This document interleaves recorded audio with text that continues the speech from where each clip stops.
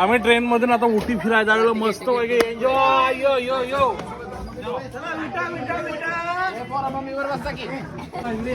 बसा यार झाली संपली.